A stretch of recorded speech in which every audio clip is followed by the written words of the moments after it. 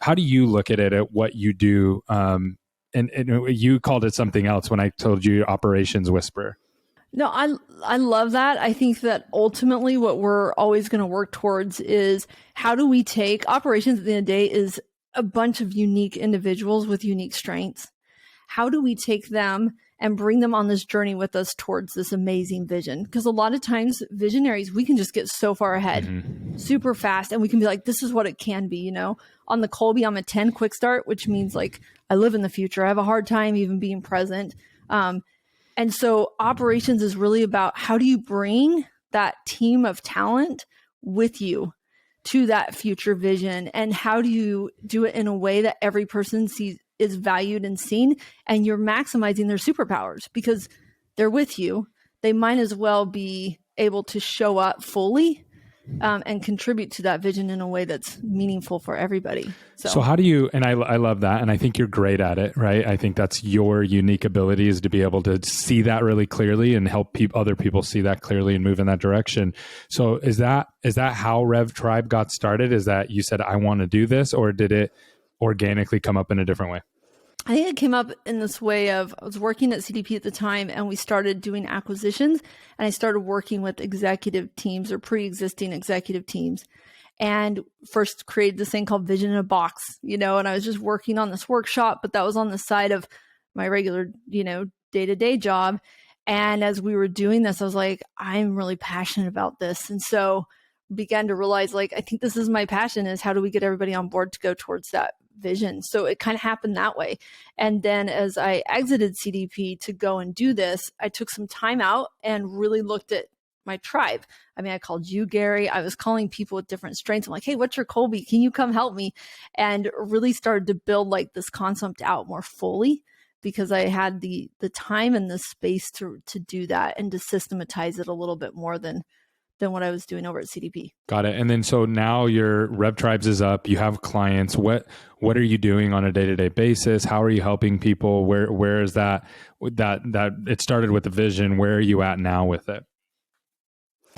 We do a lot of one-on-one coaching, and then we do summits that help bring that, it's this event that lets everybody see their superpowers and their strengths, and there's a lot of playfulness around it. There's also a lot of intensity in it.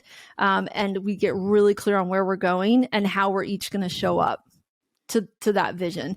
And then we do one-on-one coaching with the innovator, the project manager, and the operators to get them all aligned. And that's done through platform and things like that. But yeah, that's the basis of it. It's mostly just one-to-one coaching with these team members moving towards a platform that everybody's agreed on. That's awesome. And what kind of results are you seeing with that so far? Just being in, starting to have your clients, what are you seeing the impact of that? It's super exciting. I'll start with the people first. The thing that is really exciting is to see people step into their strengths. And it's not just, hey, let's talk about our strengths and then go back to our day job. It's integrating their strengths with their day job. And so starting to see them elevate with the visionary and start moving fast. My favorite is when they're like, okay, they're moving too fast. I'm like, yay, because it's so much easier to slow a team down than to speed it up.